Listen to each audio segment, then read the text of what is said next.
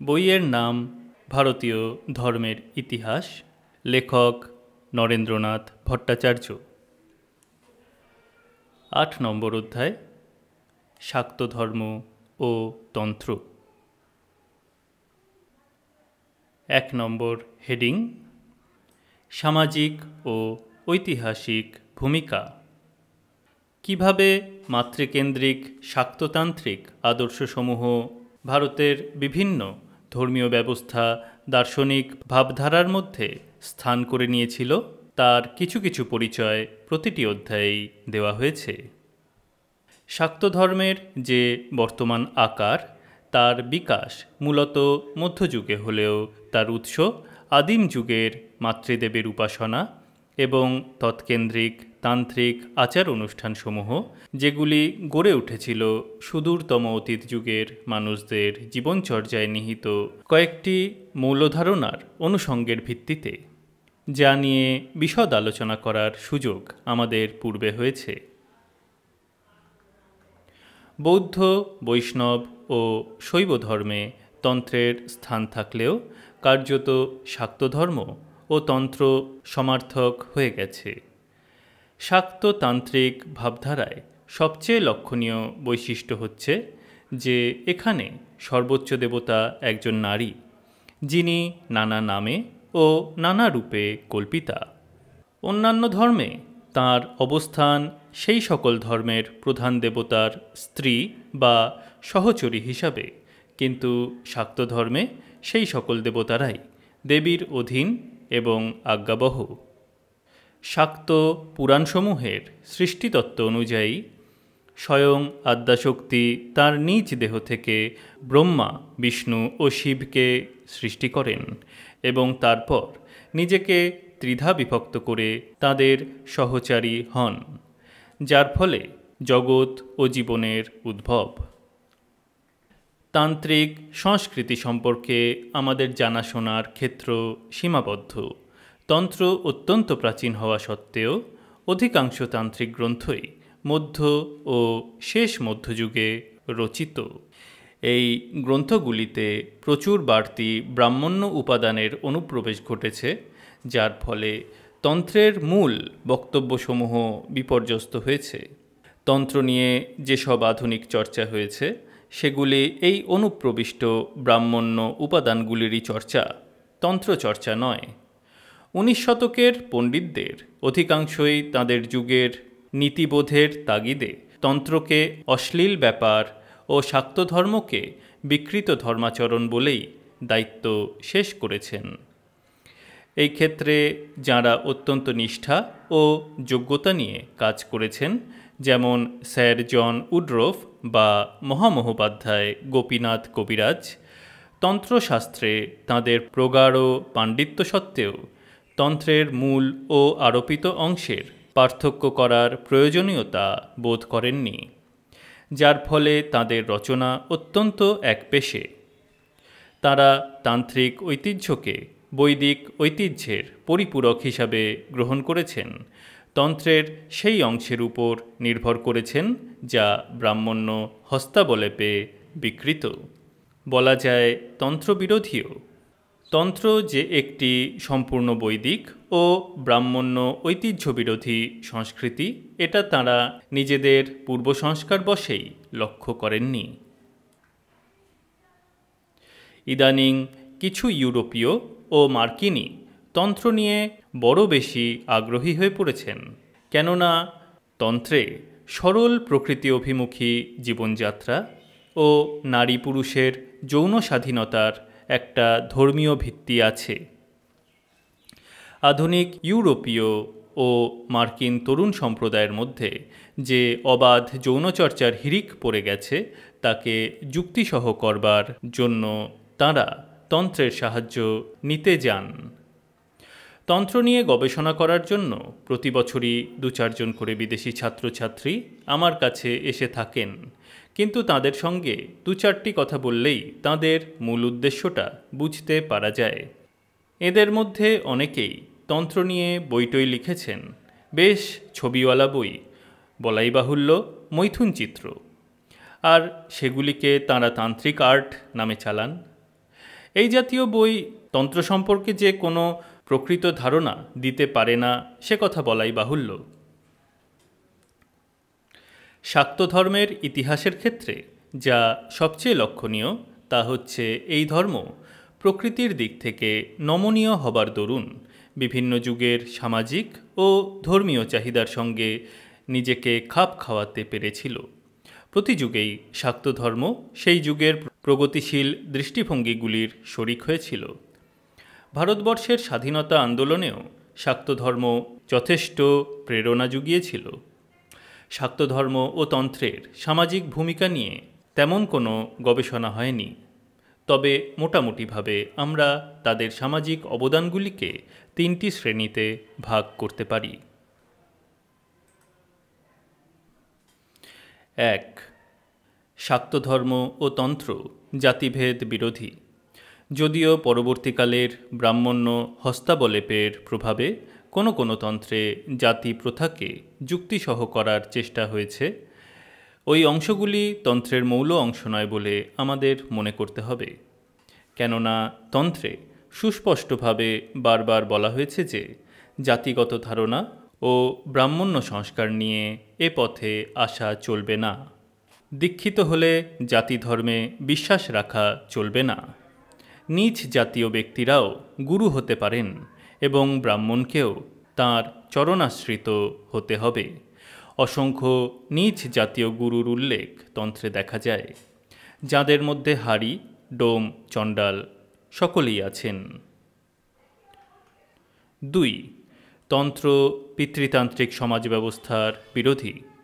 শাক্ত ধর্ম অনুযায়ী সকল নারী, এমনকি সে পেশায় গণিকা হলেও সাক্ষাৎ মহামায়া এবং সেই হিসাবে শ্রদ্ধা ও ভক্তির পাত্র। তন্ত্রমতে নারী কখনো অধঃপতিত হতে পারে না, ইচ্ছামতো দীক্ষাদাত্রী হতে পারেন। নারী মুক্তির ক্ষেত্রে একালের সমাজ সংস্কারকদের চেষ্টার বাস্তব ফল কী হয়েছে জানি না, তবে তান্ত্রিকদের সম্পর্কে এটুকু বলা যায়, মধ্যযুগ পুরুষ সংসর্গ করলেও তার কোনো চরিত্রদোষ ঘটে না। নারীরাও গুরু এবং 19 শতক পর্যন্ত তাঁরা অসংখ্য সমাজচ্যুতা, পতিতা হিসাবে পরিত্যক্তা, লাঞ্ছিতা ও অপমানিতা নারীকে আশ্রয় দিয়েছিলেন।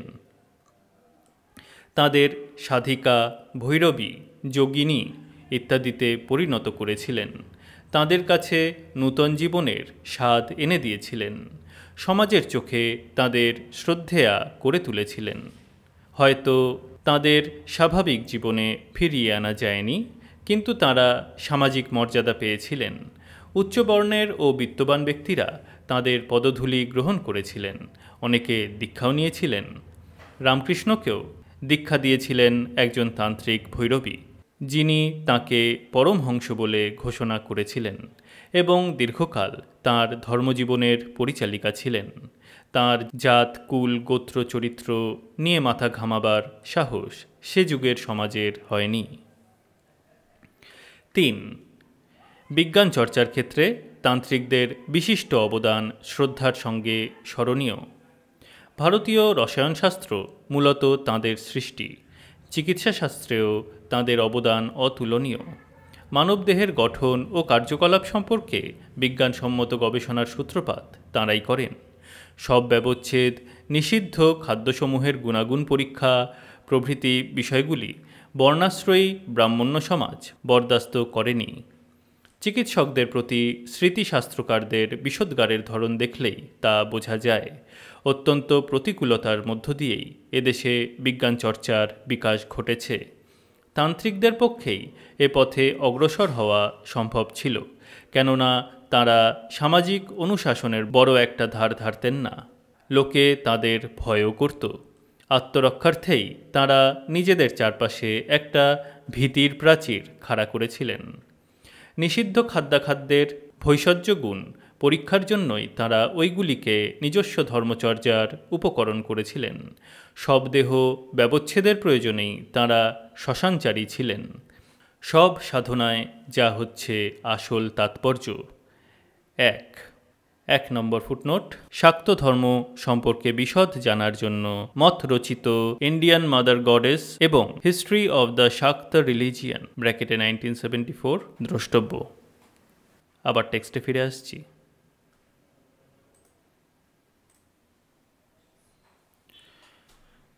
2 নম্বর হেডিং, দেবী কল্পনার বিবর্তন।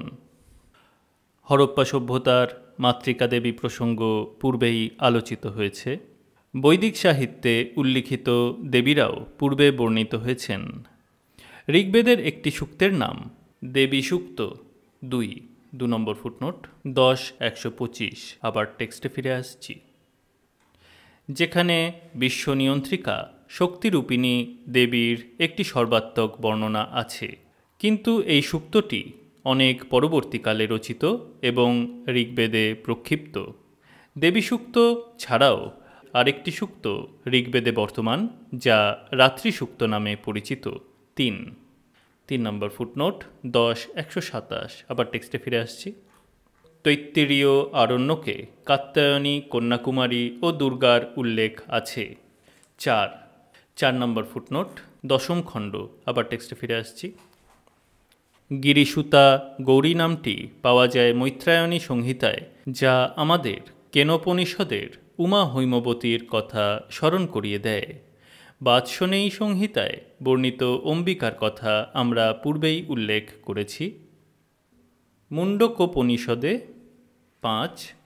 5 নম্বর ফুটনোট 1, 2, 4। আবার টেক্সটে ফিরে আসছি।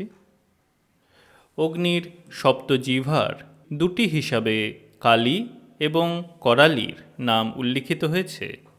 ভদ্রকালী ও শ্রী সাংখ্যায়ন ও হিরণ্যকেশী গৃহ্যসূত্রে উল্লিখিত হয়েছেন।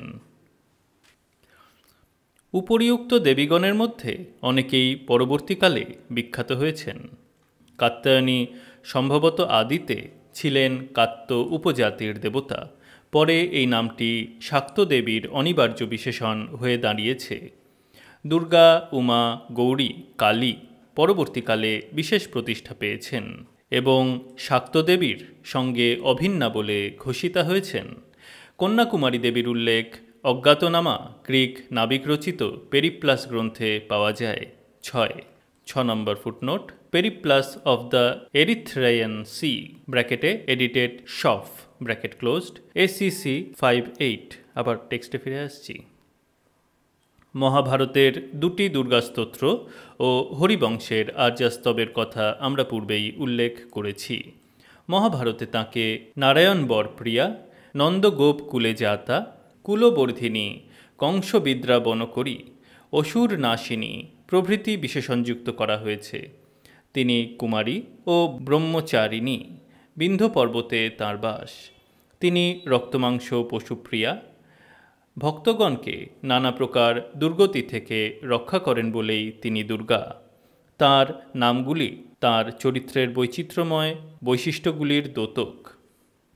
আর্যা, মন্দারবাসিনী, কুমারী, কালী, কাপালী, ভদ্রকালী, মহাকালী, চণ্ডী, কাত্যায়নী, করালী, শিখিপিচ্ছধ্বজধারিণী, মহিষাশ্রীকপ্রিয়া, কৌশিকী, গোপেন্দ্রানুজা, নন্দগোপ কুলোদ্ভবা, কোকমুখা, শাকম্ভরী, ব্রহ্মবিদ্যা, বেদশ্রুতি, সাবিত্রী, বেদমাতা, স্কন্দমাতা প্রভৃতি।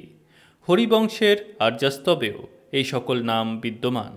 হরিবংশে প্রসঙ্গক্রমে একথাও বলা হয়েছে যে পর্বতগুহায়, নদী তীরে ও বনমধ্যে তিনি শবর, বর্বর, পুলিন্দ প্রভৃতি উপজাতি দ্বারা পূজিতা। তিনি বিন্ধ্যবাসিনী। তাঁর বাসস্থান কুক্কুট, ছাগ, মেষ, সিংহ, ব্যাঘ্রাদি পশুগণের দ্বারা পূর্ণ। তিনি অপর্ণা অর্থাৎ বিবসনা। তাঁর এক নাম তারা, যিনি ত্রাণ করেন।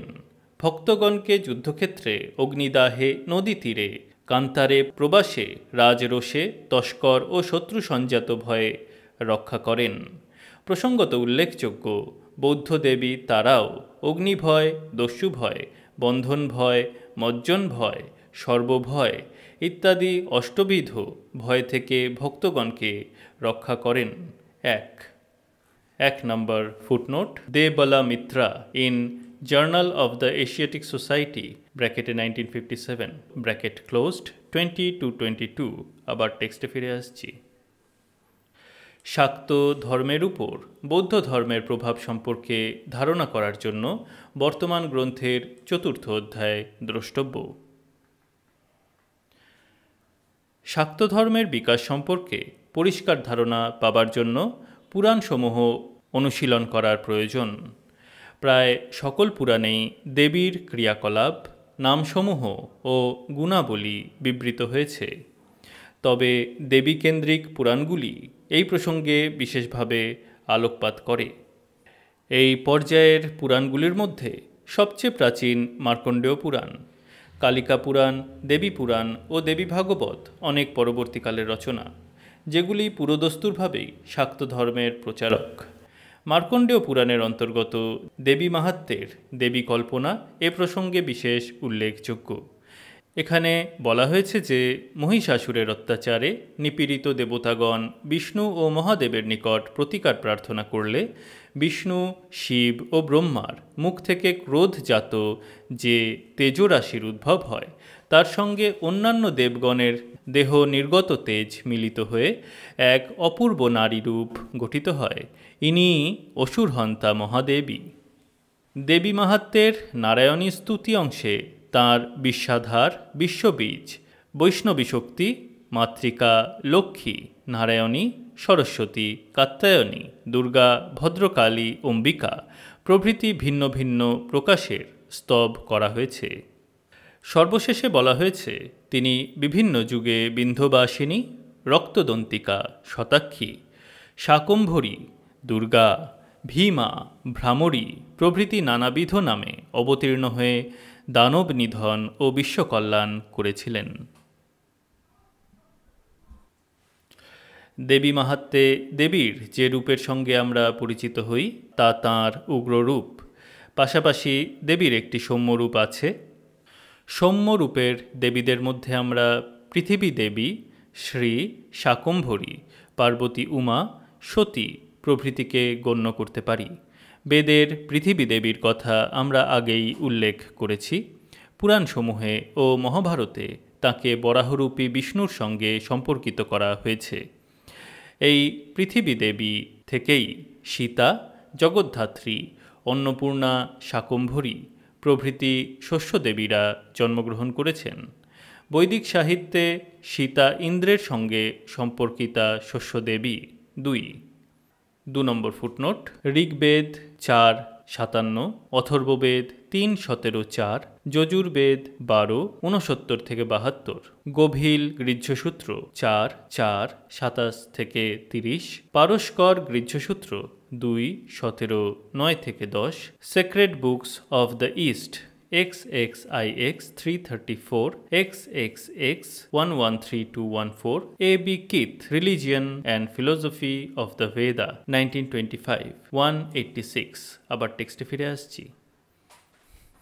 পুরাণাদিতে পৃথিবী শ্রী বা লক্ষ্মীর অপর নাম। গুপ্ত ও গুপ্তোত্তর যুগের বিষ্ণু মূর্তিগুলির অধিকাংশ ক্ষেত্রেই আমরা শ্রী ও ভূ এই দুই দেবীকে বিষ্ণুর দুপাশে দেখি। কালিকা পুরাণে 1 নম্বর ফুটনোট, 37, 25-28। আবার টেক্সটে ফিরে আসছি। বলা হয়েছে পৃথিবী জগদ্ধাত্রী, পৃথিব্যহং জগদ্ধাত্রী মদ্রূপং মৃন্ময়ন্তীদম 2 নম্বর ফুটনোট, 38-63। আবার টেক্সটে ফিরে আসছি। মার্কণ্ডেয় পুরাণে দেবী বলছেন, অনন্তর আমি আত্মদেহ সমুদ্ভূত প্রাণধারক শাক সমূহের দ্বারা যতদিন না বৃষ্টি হয় ততদিন পর্যন্ত জগৎ প্রতিপালন করব এবং এই জন্য আমি শাকম্ভরী হিসাবে বিখ্যাত হব। 3 নম্বর ফুটনোট, 91 আবার টেক্সটে ফিরে আসছি। এই শাকম্ভরী অন্নদা বা অন্নপূর্ণায় রূপান্তরিত হয়েছেন। পার্বতী পর্বত সম্বন্ধীয়া দেবী, যার সঙ্গে পরে উমার যোগ হয়েছে। পুরাণসমূহে উমা একটু চাপা পড়ে গেছেন, কিন্তু তার বিকাশ হয়েছে বিশুদ্ধ সাহিত্যে। সেখানে তিনি জগজ্জননীয় বটে, শিব পত্নীও বটে। সতীর প্রসঙ্গ আমরা অন্যত্র আলোচনা করব। দুর্গার মধ্যে সৌম্য ও উগ্র উভয় রূপের সংমিশ্রণ হয়েছে। দুর্গা আসলে শস্যদেবী, যার প্রতিষ্ঠা ও পূজা নবপত্রিকায়।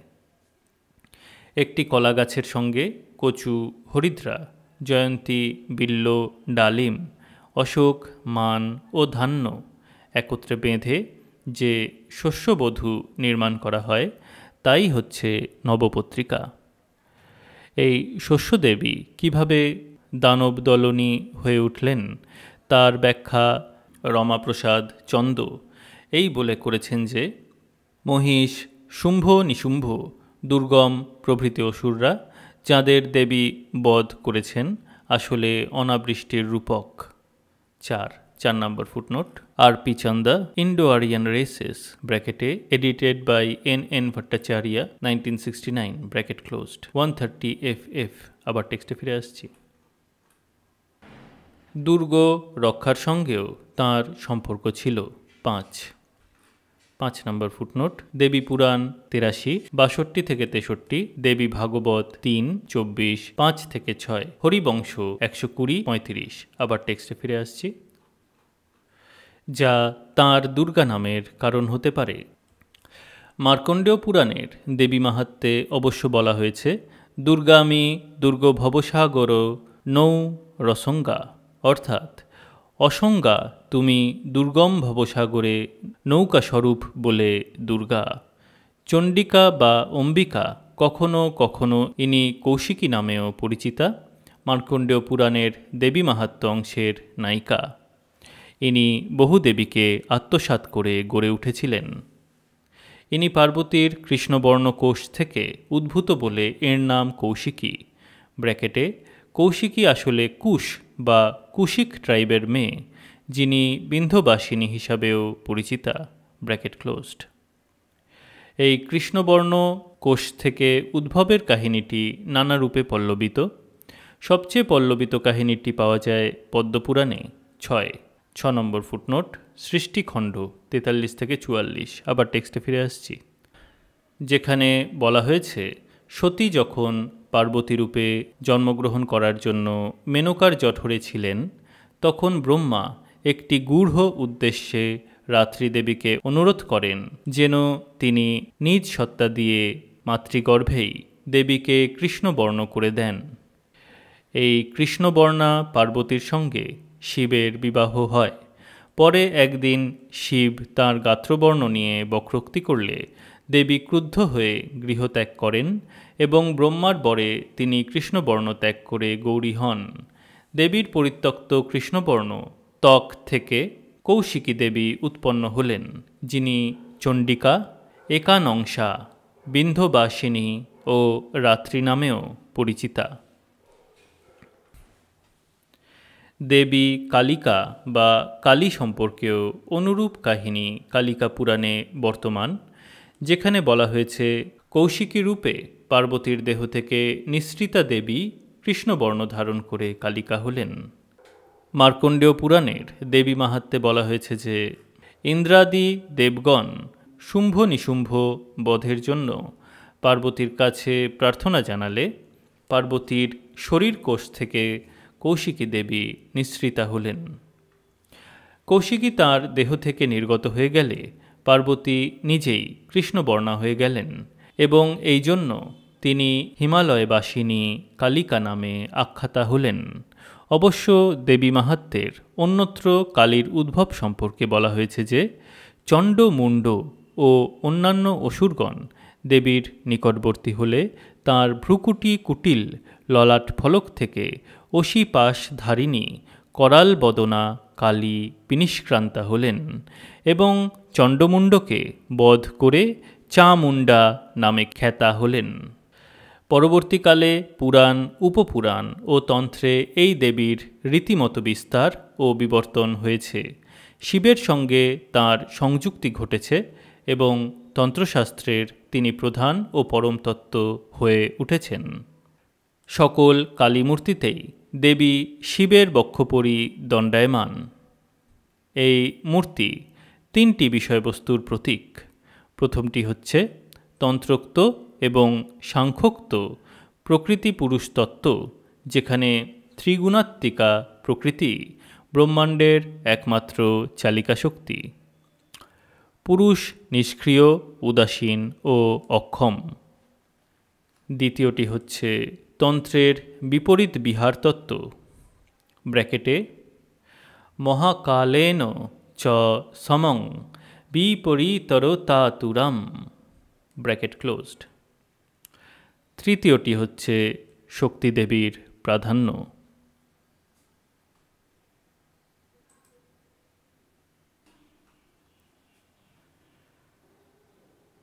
তিন নম্বর হেডিং শাক্ত পীঠসমূহ। কৌশিকী বা কালী প্রসঙ্গে আমরা দেখলাম কিভাবে এক দেবীর সঙ্গে অপর দেবীর সমীকরণ হয়। আসলে কৃষিভিত্তিক ভারতবর্ষের সর্বত্রই অসংখ্য বিভিন্ন মর্যাদার স্থানীয় মাতৃকা দেবী ছিলেন এবং আজও আছেন। বিশ্বনিয়ন্ত্রিকা শক্তিরূপিণী মহাদেবীর একত্বের ধারণা বিকাশ লাভ করার সঙ্গে সঙ্গে প্রধান প্রধান আঞ্চলিক দেবীদের সঙ্গে ওই মহাদেবীর সমীকরণের প্রয়োজন দেখা গেল। 51 পীঠের 51 জন দেবী, ব্র্যাকেটে আসলে পীঠ ও দেবীর সংখ্যা আরও অনেক বেশি, ব্র্যাকেট ক্লোজড। আসলে আঞ্চলিক দেবী শাক্ত মহাদেবীর সঙ্গে তাদের সমীকরণ করার জন্যই দক্ষ যজ্ঞভঙ্গের কাহিনীর সঙ্গে সতীর দেহত্যাগ, তাঁর দেহের খণ্ডীকরণ এবং খণ্ডিত অংশগুলির পতনস্থলে শাক্ত পীঠস্থান গড়ে ওঠার কাহিনী জুড়ে দেওয়া হয়েছে। কাহিনী অনুযায়ী পতিনিন্দা শ্রবণে সতীর দেহত্যাগের পর শিব উন্মত্তপ্রায় হয়ে সতীর মৃতদেহ কাঁধে করে পৃথিবী ভ্রমণ করতে থাকলে বিষ্ণু সুদর্শন চক্র দ্বারা সতীর দেহ খণ্ডীকৃত করেন। যে সকল স্থানে ওই দেহাংশগুলি পড়ে সেই সকল স্থান পীঠস্থান হয়ে ওঠে, যেখানে দেবীর অঙ্গপ্রত্যঙ্গের প্রতিভূ হিসাবে অমূর্ত প্রতীক ও শিবলিঙ্গ প্রতিষ্ঠিত থাকে। শিবলিঙ্গ এখানে ভৈরবের প্রতীক। শিব ভৈরব রূপ ধারণ করে বিভিন্ন পীঠে সতীর দেহাংশ রক্ষা করেন বলে প্রকাশ। 1 নম্বর ফুটনোট, শক্তিপীঠ সম্পর্কে সকল জ্ঞাতব্য তথ্যের জন্য দ্রষ্টব্য DC সরকার দ্য শাক্ত পীঠাস, ব্র্যাকেটে JRASB letters XIV 1948, bracket closed, 1-108, reprint 1972। আবার টেক্সটে ফিরে আসছি। এছাড়া বিভিন্ন পুরাণে দেবীর 108 নাম ও রূপ এবং তাঁদের অবস্থান ক্ষেত্রের কথা উল্লিখিত হয়েছে, বিশেষ করে মৎস্যপুরাণ, পদ্মপুরাণ ও স্কন্দপুরাণে। 2 নম্বর ফুটনোট, মৎস্য 13, 26-53, পদ্ম সৃষ্টি 17, 184 থেকে 211, স্কন্দ আবস্তরেবা 98, দেবী ভাগবত 7, 30, 55-83। আবার টেক্সটে ফিরে আসছি। ব্রহ্মাণ্ড পুরাণে ললিতা সহস্র নামে দেবীর সহস্র নাম ও রূপভেদের পরিচয় আছে।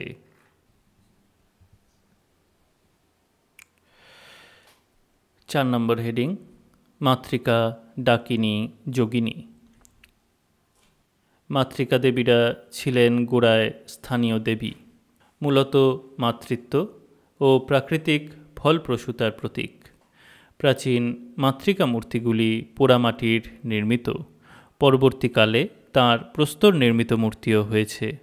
অধিকাংশ ক্ষেত্রেই সমষ্টিগতভাবে সপ্ত বা অষ্টমাতৃকা মূর্তি মন্দির গাত্রে উৎকীর্ণ করা হতো। কোনো কোনো স্থানে তাঁদের মাতৃকা হিসাবে চেনাবার জন্য ক্রোড়ে শিশু দেখানো হয়েছে। মহাভারতের সাক্ষ্য থেকে জানা যায় যে 7 জন মাতৃকা স্কন্দকে লালন পালন করেছিলেন। উত্তরকালে মাতৃকাগণ বিভিন্ন দেবতার শক্তি হিসাবে কল্পিতা হয়েছেন, যেমন ব্রহ্মাণী, মহেশ্বরী, বৈষ্ণবী, কৌমারী, বারাহী, ইন্দ্রাণী ও চামুণ্ডী। মার্কণ্ডেয় পুরাণের দেবী মাহাত্ম্য অংশে মাতৃকাদের সংখ্যা 7 থেকে বেড়ে 9-এ দাঁড়িয়েছে। ওই তালিকার সঙ্গে শিবদূতী ও নারসিংহী যুক্ত হয়েছে। কালক্রমে কোনো কোনো মাতৃকার সঙ্গে খোদ শাক্ত মহাদেবীর সমীকরণ হয়েছে। বরাহমিহির বলেছেন, মাতৃগণ কর্তব্য সনাম দেবানুরূপকৃত চিহ্ন। 1 নম্বর ফুটনোট 17 বৃহৎ সংহিতা 57-56। আবার টেক্সটে ফিরে আসছি। অর্থাৎ মাতৃকাগণ নিজ নিজ দেবতার নামানুযায়ী লাঞ্ছনযুক্ত হয়ে চিত্রিত হবেন। মার্কণ্ডেয় পুরাণেও বলা হয়েছে, যস্য দেবস্য যদ্রূপং যথা ভূষণ বাহনম। 2 নম্বর ফুটনোট 88-13। আবার টেক্সটে ফিরে আসছি। এ বক্তব্য আবিষ্কৃত মাতৃকা মূর্তিগুলির দ্বারা সমর্থিত হয়। বরাহমিহির আরও বলেছেন, মাতৃণামপি মণ্ডলক্রমবিদ, অর্থাৎ মাতৃকাগণের মূর্তি প্রতিষ্ঠা করার জন্য মণ্ডলক্রমবিদগণই উপযুক্ত। 3 নম্বর ফুটনোট ব্রি শ 59-19। আবার টেক্সটে ফিরে আসছি। এর উপর ভাষ্য করতে গিয়ে উৎপল বলেছেন, মাতৃণাং ব্রহ্মাদীনাং ব্র্যাকেটে সপ্তমাতৃকা ব্র্যাকেট ক্লোজড মণ্ডলক্রমবিদ ये মণ্ডলক্রমং পূজাক্রমং বিদন্তি জানন্তি, অর্থাৎ তাঁরাই ব্রাহ্মী ইত্যাদি সপ্তমাতৃকার মূর্তি প্রতিষ্ঠা করেন, যারা এই পূজাক্রম সম্পর্কে অভিজ্ঞ। এখানে তান্ত্রিকদের প্রতি ইঙ্গিত করা হচ্ছে। তিনি আরও বলেছেন, মাতৃণাং স্বকল্পবিহিত বিধানেন। কল্প বলতে বোঝায় আগম, ডামর, জামল ও তন্ত্র। গুপ্তযুগের গাঙ্গোধার শিলালেখের কথা পূর্বে উল্লিখিত হয়েছে, যেখানে মাতৃকা মন্দির প্রসঙ্গে বলা হয়েছে, মাতৃণাঞ্চ প্রমুদিত ঘনাত্যর্থ নিহ্রাদিনীনাং তন্ত্রোদ্ভূত প্রবল পবনোদ্বর্তিতাম্ভোনিধীনাং গতমিদং ডাকিনী সম্প্রকীর্ণাং বেশমত্যুগ্রং নৃপতি সচিবয়কারয়ত পুণ্যহেতু, অর্থাৎ মন্দির ডাকিনী পরিপূর্ণ ছিল, যারা আনন্দে উচ্চ ও ভয়ঙ্কর কলরব করত এবং যাদের তান্ত্রিক আচারাদি থেকে উত্থিত প্রবল বায়ু যেন সমুদ্রগণকে আলোড়িত করত। পরবর্তীকালের বহু তান্ত্রিক গ্রন্থে ডাকিনী, লাকিনী, শাকিনী, হাকিনী, যোগিনী প্রভৃতির উল্লেখ আছে। এরা তান্ত্রিক দেবীদের অনুচর। কোষগ্রন্থে ডাকিনীদের কালীগণ বিশেষ বলে উল্লেখ করা হয়েছে। প্রবোধচন্দ্র বাগচির মতে ডাকিনী, শাকিনী প্রভৃতিরা পশ্চিম তিব্বত থেকে আমদানি হয়েছেন। 4 নম্বর footnote Indian historical quarterly VII 8 studies in the Tantras ব্র্যাকেটে 1939 ব্র্যাকেট ক্লোজড 45 FF। আবার টেক্সটে ফিরে আসছি। পুরাণসমূহে যোগিনীদের কথা বিশেষভাবে উল্লিখিত হয়েছে, যাদের সংখ্যা 64। অগ্নিপুরাণে 1 নম্বর ফুটনোট 146। আবার টেক্সটে ফিরে আসছি। বলা হয়েছে মাতৃকা 8 জন এবং প্রত্যেকেরই আবার 8 রকম করে প্রকাশ, যার ফলে মোট সংখ্যা দাঁড়ায় 8-এর 8 গুণ। মধ্যযুগে 64 যোগিনীর পূজা খুবই জনপ্রিয় ছিল, যার প্রমাণ জব্বলপুরের নিকটে ভেড়াঘাট, খাজুরাহ, ভুবনেশ্বরের নিকট হীরাপুর, সম্বলপুরের নিকট রানীপুর, ঝরিয়াল প্রভৃতি স্থানের 64 যোগিনীর মন্দিরসমূহ।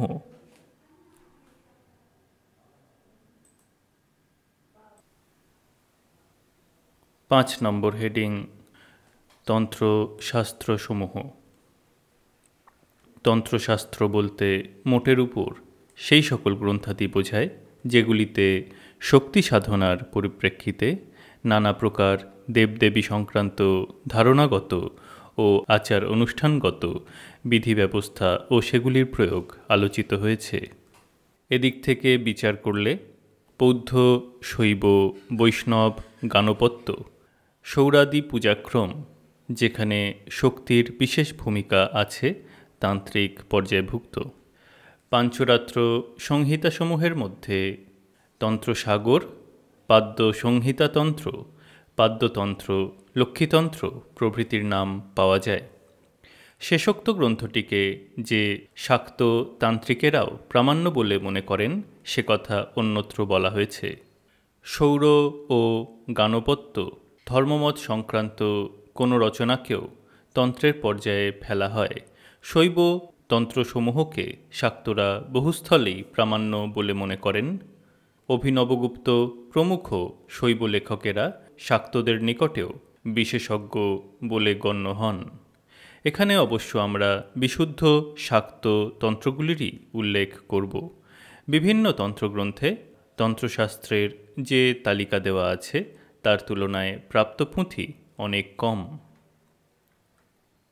বারাহী তন্ত্রের মতে তান্ত্রিক সাহিত্য 4 প্রকার: আগম, ডামর, জামল ও তন্ত্র।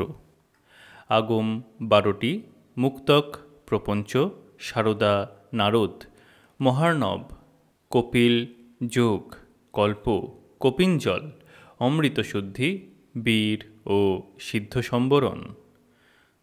ডামর 6টি: যোগ, শিব, দুর্গা, সারস্বত, ব্রহ্ম ও গন্ধর্ব। জামল 6টি: আদিত্য, ব্রহ্ম, আদি, বিষ্ণু, রুদ্র ও গণেশ। তন্ত্র 20টি ও উপতন্ত্র 11টি। 20টি তন্ত্র হল নীল পতাকা, বামকস্যের, মৃত্যুঞ্জয়, যোগার্ণব, মায়া, দক্ষিণামূর্তি, কালিকা, কামেশ্বরী, হরগৌরী, কুব্জিকা, কাত্যায়নী, প্রত্যঙ্গিরা, ত্রিপুরার্ণব, সরস্বতী, যোগিনী, বারাহী, গবাক্ষী, নারায়ণীয় এবং মৃড়ানী। 11টি উপতন্ত্র হল বশিষ্ঠ, কপিল, নারদ, গর্গ, পুলস্ত্য, ভার্গব, সিদ্ধ, যাজ্ঞবল্ক, ভৃগু, শুক্র ও বৃহস্পতি। এই তালিকার বাইরে অনেক তন্ত্রগ্রন্থ আছে, যেগুলির বিষয়বস্তু আরও গুরুত্বপূর্ণ। ভূত ডামর, জয়দ্রথ জামল, গ্রহ জামল, দেবী জামল, জামলাক্ষতন্ত্র, নিত্যা, নিরুত্তর, গুপ্ত সাধন, চামুণ্ডা, মুণ্ডমালা, মালিনী বিজয়, ভূতশুদ্ধি, মন্ত্র মহোদধি, ত্রিপুরাসার, ত্রিপুরা রহস্য, কুলার্ণব, জ্ঞানার্ণব, মহাকৌল জ্ঞান বিনির্ণয়, প্রাণতোষণী, মহানির্বাণ, প্রপঞ্চসার, সারদা তিলক, মৎস্যসূক্ত ইত্যাদি অনেক তান্ত্রিক গ্রন্থ পাওয়া গেছে। এছাড়া শক্তিতত্ত্বের ব্যাখ্যান ও সর্বদা ব্যবহারযোগ্য গ্রন্থ হিসাবে সৌন্দর্য লহরী, ললিতা সহস্রনাম, ললিতোপাখ্যান, ষট্দ্রক্রক্রম, যোগ চিন্তামণি, শাক্তানন্দ তরঙ্গিনী, তন্ত্রসার প্রভৃতি গ্রন্থ উল্লেখযোগ্য। 2 নম্বর ফুটনোট: তন্ত্র সাহিত্যের বিস্তৃত পরিচয়ের জন্য আমার হিস্ট্রি অব দ্য শাক্ত রিলিজিয়ান 1974 দ্রষ্টব্য। আবার টেক্সটে ফিরে আসছি। তান্ত্রিক ঐতিহ্যে 3টি স্রোত স্বীকৃত হয়: দক্ষিণ, বাম ও মধ্যম। দক্ষিণ স্রোতের অন্তর্গত তন্ত্রসমূহের নাম যোগিনী জাল, যোগিনী হৃদয়, মন্ত্রমালিনী, অঘোরেশী, অঘোরেশ্বরী, ক্রীড়া ঘোরেশ্বরী, লোকিনী কল্প, মারীচি, মহামারীচি ও উগ্রবিদ্যাগণ। মধ্যম স্রোতের অন্তর্গত তন্ত্রসমূহ হচ্ছে বিজয়, বিশ্বাস, স্বয়ম্ভুব, বাতুল, বীরভদ্র, রৌরব, মাকুট ও বীরেশ। বাম স্রোতের তন্ত্র হচ্ছে চন্দ্রজ্ঞান, বিম্ব, প্রদ্গীত, ললিত, সিদ্ধ, সন্তান, সর্বোদ্গীত, কিরণ ও পরমেশ্বর। ব্রহ্মজামলের পরিশিষ্ট পিঙ্গলা মতে 2 ধরনের তন্ত্রের উল্লেখ আছে: কামরূপী ও উড্ডিয়ানী। অপর একটি পরিশিষ্ট জয়দ্রথ জামলে তিন ধরনের মহাযোগী তন্ত্রের উল্লেখ আছে: মঙ্গলাষ্টক, চক্রাষ্টক ও শিখাষ্টক। মহাসিদ্ধসার তন্ত্রে ভারতবর্ষকে তিনটি ভৌগোলিক ভাগে ভাগ করা হয়েছে: বিষ্ণুক্রান্তা, রথক্রান্তা ও অশ্বক্রান্তা। প্রতিটি অঞ্চলে ৬৪টি করে তন্ত্র বর্তমান। শক্তিমঙ্গল তন্ত্রের মতে বিন্ধ্য থেকে জবদ্বীপ পর্যন্ত এলাকা বিষ্ণুক্রান্তা, উত্তরে বিন্ধ্য থেকে মহাচীন পর্যন্ত রথক্রান্তা এবং পশ্চিমের অবশিষ্ট অংশ অশ্বক্রান্তা। ষট সম্ভব রহস্যে 4টি তন্ত্র সম্প্রদায়ের কথা উল্লিখিত হয়েছে: গৌড়, কেরল, কাশ্মীর ও বিলাস। বাস্তবে মোটামুটি 3টি তান্ত্রিক আঞ্চলিক সম্প্রদায় স্বীকৃত: গৌড়ীয়, কাশ্মীরীয় ও দ্রাবিড়ীয়। কাশ্মীর শৈববাদের গ্রন্থসমূহ কাশ্মীরীয় তন্ত্রের অন্তর্গত। অনুরূপভাবে শৈব সিদ্ধান্তীদের রচনাসমূহ দ্রাবিড়ীয় তন্ত্রের অন্তর্গত। গৌড়ীয় সম্প্রদায়ের গ্রন্থসমূহের মধ্যে কৌলাবলী, গান্ধর্ব, কুলার্ণব, ফেতকারিণী, সনৎকুমার, মহাচীনাচার, কামাখ্যা, গুপ্ত সাধন, মাতৃকা ভেদ, তারা রহস্য, গায়ত্রী, গৌতমীয়, মহানির্বাণ, শ্যামা রহস্য, ত্রিপুরাসার সমুচ্চয়, উড্ডামেশ্বর, নিরুত্তর, কামধেনু, কঙ্কাল মালিনী, নীলতন্ত্র, নির্বাণ, বৃহন্নীল, রুদ্রজামল, যোগিনী, যোগিনী হৃদয়, তন্ত্ররাজ প্রভৃতি। জয়দ্রথ তন্ত্রালোকে ১ নম্বর ফুটনোট ১:১৮। আবার টেক্সটে ফিরে আসছি। কথিত হয়েছে যে শিবের যোগিনী মুখ হতে ৬৪টি ভৈরব আগম নির্গত হয়েছিল, যেগুলি অদ্বৈতপন্থী ছিল। এ ভিন্ন 10টি দ্বৈতপন্থী শৈব আগম ছিল এবং 18টি মিশ্র মতবাদের রৌদ্র আগম ছিল। শঙ্করের উপর আরোপিত সৌন্দর্য লহরীতে ২ নম্বর ফুটনোট ৫:৩৭। আবার টেক্সটে ফিরে আসছি। ৬৪টি তন্ত্রের উল্লেখ আছে, যেগুলির নামের তালিকা লক্ষ্মীধরের ভাষ্যে দেওয়া আছে। বিভিন্ন শাক্ত সম্প্রদায়ের মধ্যে শ্রীবিদ্যা সম্প্রদায়ের সাহিত্য অতি বিস্তৃত। কালী সম্প্রদায়েরও নিজস্ব সাহিত্য আছে। শাক্ত দার্শনিকদের মধ্যে সর্বপ্রথম উল্লেখযোগ্য অভিনবগুপ্ত, যার তন্ত্রালোক প্রভৃতি গ্রন্থ শৈব শাক্ত দর্শনের ভিত্তিস্বরূপ।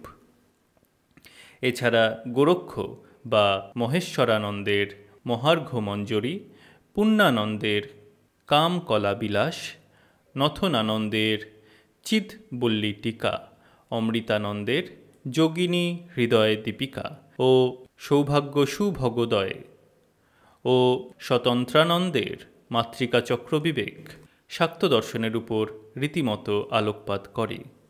অভিনবগুপ্তের পর সবচেয়ে বিদ্বান শাক্ত দার্শনিক ছিলেন অষ্টাদশ শতকের ভাস্কর রায়। নিত্যা ষোড়শী কার্ণবের ভাষ্য সেতুবন্ধ তাঁর সর্বশ্রেষ্ঠ রচনা।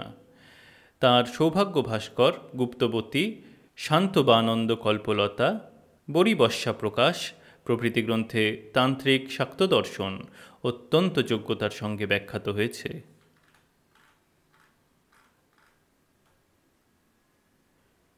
৬ নম্বর হেডিং সাধনা ও সাধক, সপ্ত আচার। তান্ত্রিক সাধনাকে 3টি ধরনে ভাগ করা হয়: পশু, বীর ও দিব্য। পশু হচ্ছে সাধনার প্রথম স্তর।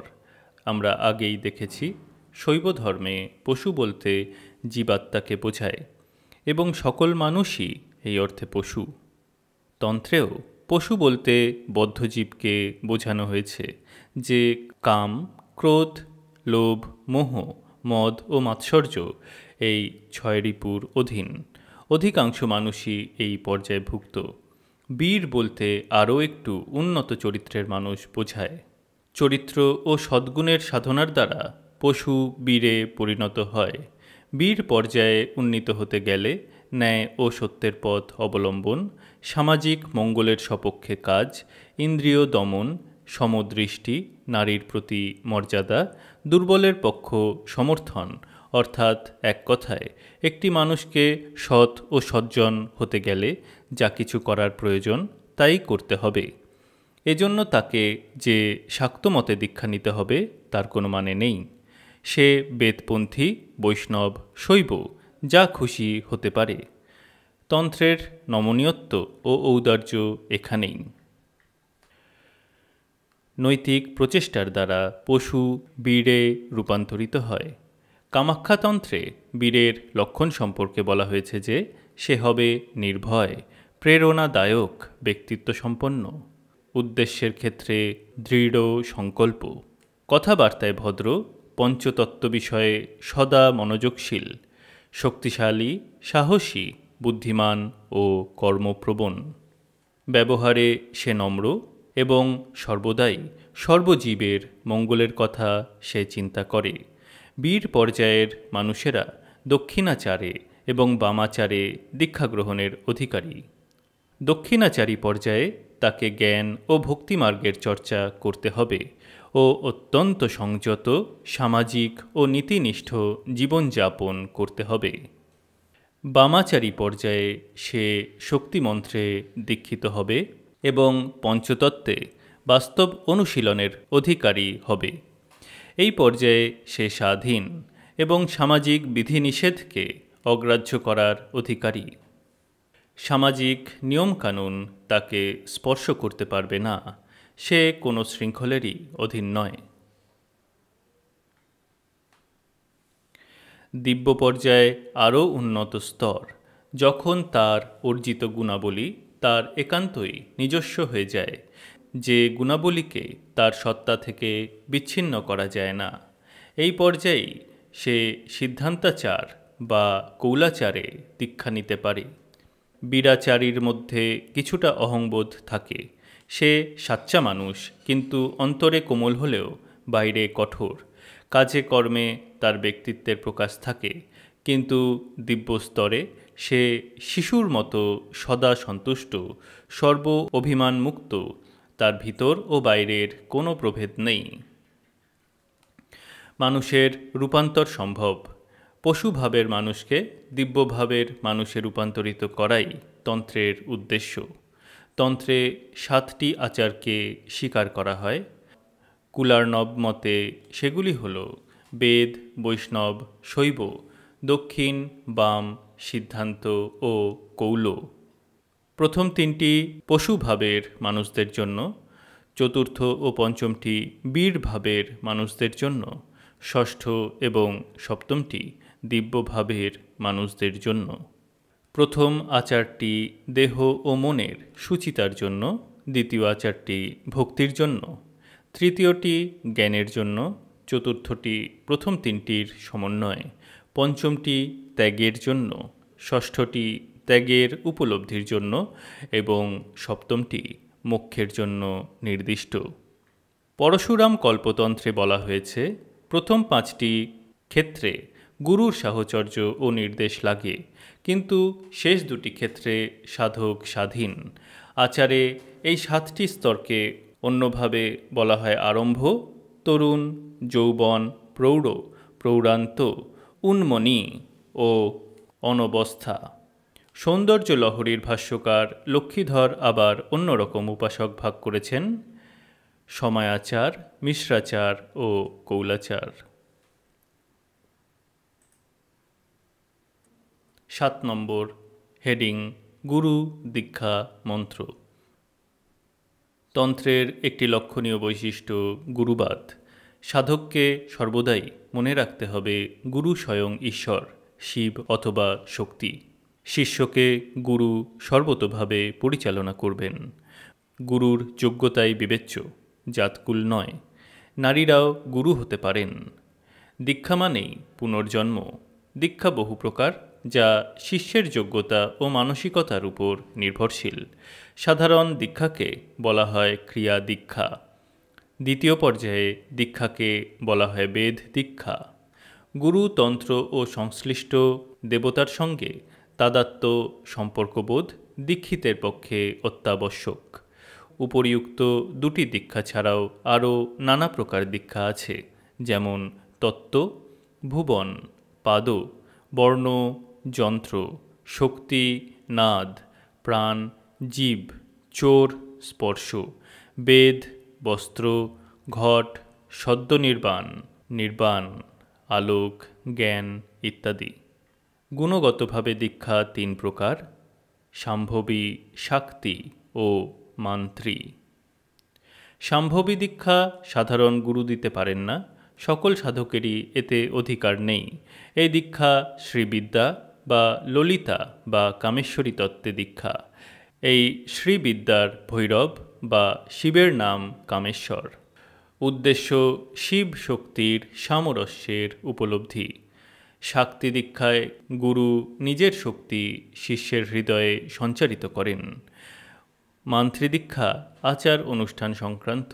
এতে ঘট স্থাপন, মণ্ডপ নির্মাণ, মন্ত্রপাঠ, হোমানুষ্ঠান প্রভৃতি শিক্ষাদান এবং শিষ্যকর্ণে বীজ মন্ত্রদান করা হয়।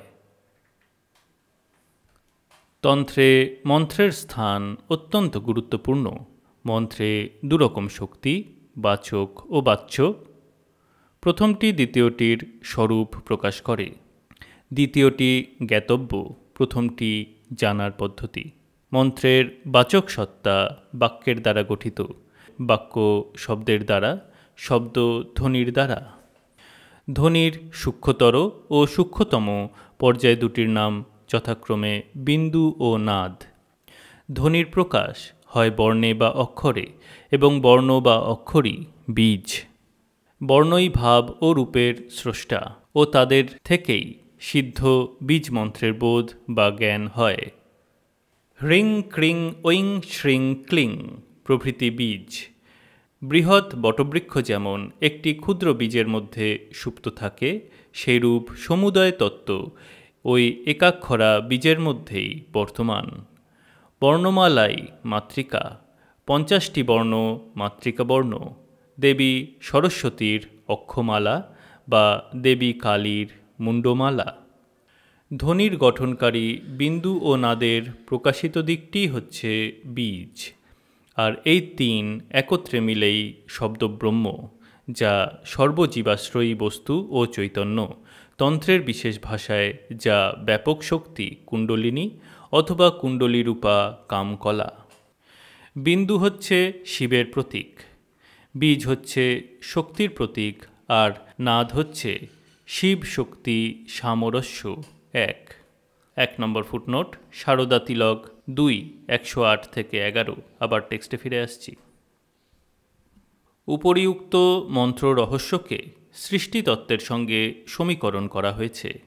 পূর্ববর্তী অধ্যায়ে আমরা প্রকাশ ও বিমর্ষ এই দুটি তত্ত্বের কথা আলোচনা করেছি।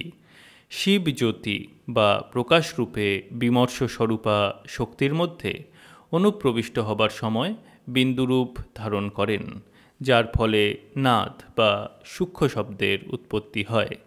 বিন্দু পুং বীজ ব্র্যাকেটে শুক্র ব্র্যাকেট ক্লোজড, নাদ স্ত্রী বীজ ব্র্যাকেটে রজ ব্র্যাকেট ক্লোজড। 1 নম্বর ফুটনোট, প্রাচীন জগতের সর্বত্রই বিশ্বাস ছিল, শুধু এদেশেই নয়, অ্যারিস্টটল, প্লিনি প্রভৃতি মনীষীরাও বিশ্বাস করতেন, যা আমার ইন্ডিয়ান পিউবার্টি রাইটস ব্র্যাকেটে 1968 ব্র্যাকেট ক্লোজড গ্রন্থে দেখিয়েছি। সন্তানের উদ্ভব বাস্তব উপাদান ব্যতিরেকে হতে পারে না, এবং তা হচ্ছে পুরুষের শুক্র এবং নারীর রজ, যার মাসিক নিঃসরণ একটা প্রত্যক্ষের ব্যাপার। এই বিশ্বাসটি বিজ্ঞানসম্মত চিন্তার ফল, যদিও অভিজ্ঞতায় প্রমাণিত হয়েছে শুক্র পুরুষ বীজ হলেও রজ স্ত্রী বীজ নয়। আবার টেক্সটে ফিরে আসছি। এদের মিলনই হচ্ছে কামকলা। বিন্দু বিশ্বজগতের নিমিত্ত কারণ, নাদ উপাদান কারণ, এবং কামকলাই সৃষ্টিকার্যের পদ্ধতিগত দিক।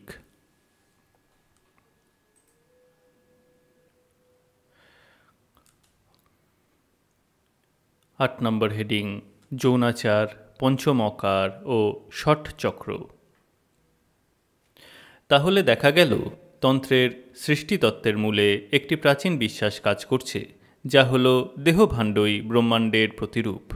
মানবিক সৃষ্টির পদ্ধতিও যেমন কামকলা, জগৎ সৃষ্টির পদ্ধতিও তাই।